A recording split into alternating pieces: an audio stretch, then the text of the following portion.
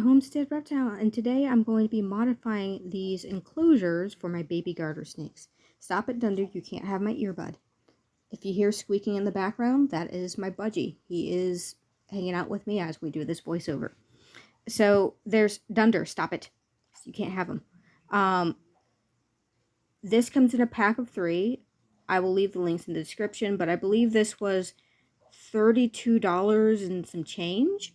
Now, the dimensions on these things are 15 by 11.5, I believe, by 9 high. Or was it 8? It's 9 or 8, off the top of my head. I'll have to look at the exact dimensions. But they are perfect for a baby garter snake. I like that it has a really deep bed down there, so you can put a lot of substrate in there. You can make them bioactive if you want to, and they have a decent amount of height for baby garter snakes as well. So as they get older, you can make more modifications where you put more ledges up there, just so they have more levels in this little enclosure. Another aspect I really love about this is when baby season is over, I can collapse them, I can sanitize them, and they can go into storage. I can't find any other cage that is collapsible, and I can just put into storage because I'm not keeping all these babies forever. They stay with me for a few months until they're, big, healthy, and showing their best side. And then they go off to their new homes. They get rehomed at a very quick rate. So I'm never worried that I'm going to be hanging on to a lot of babies. Hey, Dunder. I'm sorry, I'm getting distracted by this budgie. Why don't you go off and do something, Dunder? I gave you treats.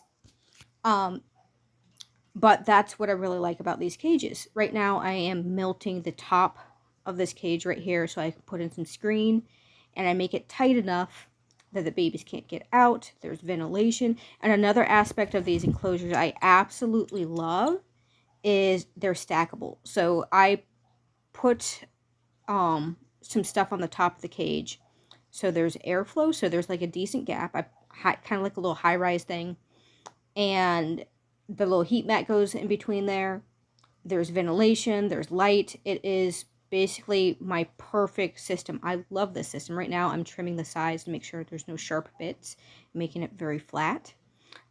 This took me to do all of them probably about an hour. It's a slow going process.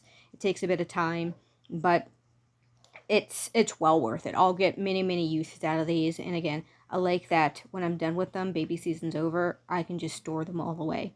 So I'm trying to make something that is functional for me. The babies get enough space, they get enough enrichment, and that's stackable. So kind of like I want a hybrid rack system. I hate racks. I think they're they're done very poorly. There's very little enrichment in them. They live basically in a dark rack. It's depressing for me, and I don't want my babies growing up like that. I want them to be able to have like a miniature adult enclosure. Of course, I don't let them go bioactive. It's just when they're young like this, I don't like to let them go bioactive. I need to monitor them a lot. I need to make sure they're pooping. I need to make sure they're shedding. And making something bioactive, you might think it's better. And I generally love bioactives, but it puts more complications into a environment that should be more stable for your babies. Now, they live out in the wild. It's bioactive there, but we're not talking about the wild. The wild has all these other risks to it to begin with. In captivity, we try to keep things as safe as we possibly can. So I'm gluing down the sides right here. This isn't all the hot glue I'm going to be using. I strategically put drops of glue at the edges of this to tighten it up. Then I'll go through and I'll glue a little bit more aggressively, and then I'll trim off all the excess. But this allows a significant amount of airflow. It allows a lot of light. Even without doing this, these things they let in an incredible amount of light still. So it's just a little extra. I want a good amount of airflow, and it's all good. So again, very time-consuming process. But if you're interested in baby garter snakes and you don't want to, if you get a baby and you don't want to spend the money on a 10-gallon because in a few months to a year they're going to grow out of it, and you don't want to be stuck with an empty 10-gallon, you could always go for something like this. Make these minor modifications to it. Your baby can live in there. Then you size it up to the adult enclosure, because I don't like spending money. Well, not money. I don't like spending a significant sum of money on temporary enclosures when I know I'm going to be spending that money on the adult enclosures. It seems like a waste of money, especially if I'm not going to be putting anything back in that 10-gallon again. And that's kind of also a way to not end up with a lot of extra 10 gallons.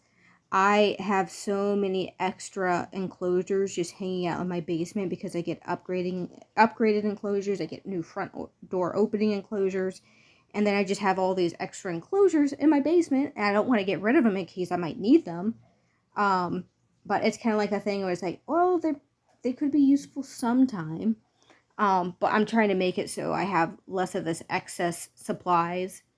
And if I do have excess supplies, stuff that can be stored more easily and is collapsible like this. And right here, I am also trimming to make sure there's no sharp bits for the babies and just making sure it's extra safe for them. And again, this is what I'm doing. This is all three of them put together. So I put these little suction cups on the doors so they're easily openable. And again, when these things are out of use, I'll just put the suction cups in a drawer, pop them back on, everything collapses, and it's ready to go. And again, you can see these are not small, dinky little enclosures. These are decent sized little enclosures for them. You can see they let in a ton of light, they have good airflow.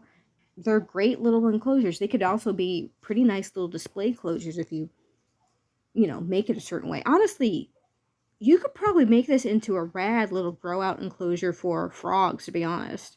Baby frogs, tree frogs, species of dwarf, smaller varieties of dart frogs. You can do some really fun stuff with these. But they're affordable, they're a good price. Right now I'm just cleaning out the excess little drops of plastic out of here. I'm going to be filling these up with the substrate I like to use for my baby garter snakes, putting all the decor back in there, adding new decor, just getting it all set up and ready for the new residents. So I'm actually probably going to take this over to the trash can and just dump it out because there still might be some fine pieces. But again, I'm hitting it pretty hard with my fist. If my finger can't easily go through and I'm putting not a significant amount of force, because, it's still on there with hot glue. You could just punch your fist right through it, but a significant amount of force that a baby garter snake will not have, or even a juvenile garter snake. Now, would I use one of these to quarantine a big female? Hell no. They would be able to pop through this sucker. So right now I'm using some safe wood shaving bedding. I like this variety I have right here. It's fluffy, it's light, they can make burrows in it, keeps everything super sanitized. Another aspect of these enclosures I really like is I like that it has these little clamps on the roof of the little enclosure. So it keeps it really snug in there. I really like that. So again, dumping in the rest of this. 3 enclosures to split babies up. So at first I split them up into, I believe it was 19, 16, and 9 into each individual enclosure. I was talking to one of my garter snake buddies and I decided, yeah, he is kind of right. I should split it up into 14, 14, 14. So in the end, I ended up doing 14, 14, 14. Right here, I am grabbing some sanitized sanitized decor out of this little container right here. So when I sanitize things, I'll clean it out in the sink first. Then I take it and I throw it in the dishwasher. And it is sanitized after that. After like 2 hours or an hour in the dishwasher at boiling temperatures, it kills everything and anything. You have to love a dishwasher.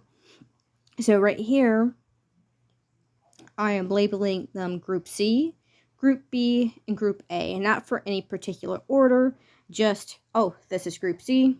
I'll take photos of Group C. How is Group C doing? Group B, how is Group B doing? And then Group A, how is Group A doing? So as these guys get a little bit older, I will be selecting them for pattern, and I will be selecting them for color as well. This is a kind of a fun project between me and another person. And we're trying to pick out the best color ones for us to hold back for our own personal collections, but the majority of these will be going out on for sale because there's a significant sum of babies in here, and we definitely do not need all of them. I personally just want a minimum of 2, a high number, a maximum of 4, and that I wouldn't want more than that.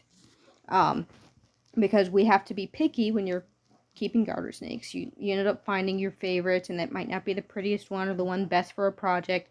And you just have to let those ones go because you just don't need them. It's really hard to pick through which garter snakes you like and which ones you don't, especially if you end up having one that is super likable and you just want to hold it back. I mean, I'm trying not to do that myself because I end up liking a lot of the garter snakes, especially because I handle them a lot. I socialize with them a lot. I just love garter snakes. So I got this cool little humid hide right here. I got this from the Dollar Tree. So this little acrylic box is actually meant for plants. So it's meant for plant propagation. It has these 6 little holes. They're pretty decent sized holes. For you to put your plants in, you put water in the bottom and they propagate, and the baby garter snakes can get in and out very easily. It keeps it really humid. It's really big. Multiple of them can be in there at one time. So I only bought 2 because I was testing them out, and I have to say I really, really like them.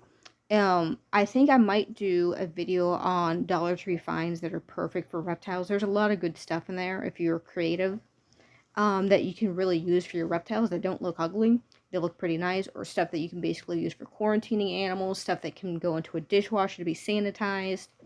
But when you're talking about keeping a lot of reptiles, a diverse number of species, or raising a lot of babies, you have to really be careful about keeping things sanitized. Okay, so this is group B right here, and I'm going to be adding a few more decor in here. I just have to dig it out from my closet, or figure out where I put it. I have a bunch of sanitized decor that's either in my closet or underneath something else.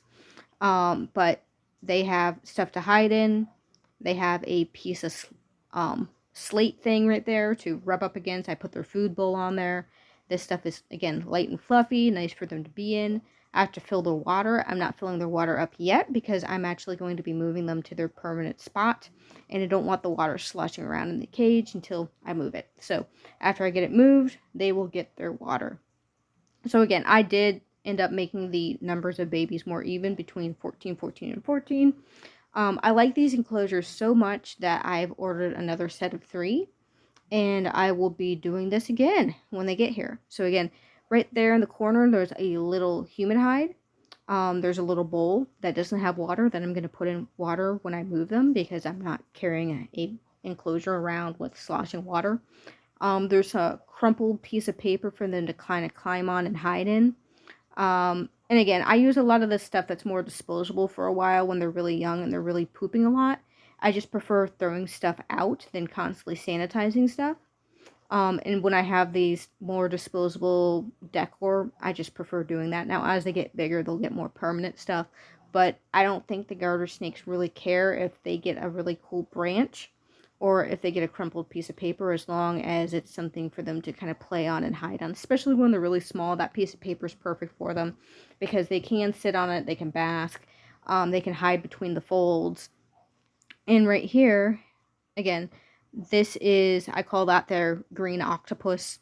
It's a little decor that I made. It's like these little frond things that you can twist together and kind of make it into like a little garter snake jungle gym. They really like hanging on it and hiding around it. Looks like someone just had a nice shed that feels soft. Again, little human hide. Someone's in there. There's a little door at the bottom. Water dish with no water in it. Again, they'll get water as soon as I move the enclosures. We're just looking briefly through them.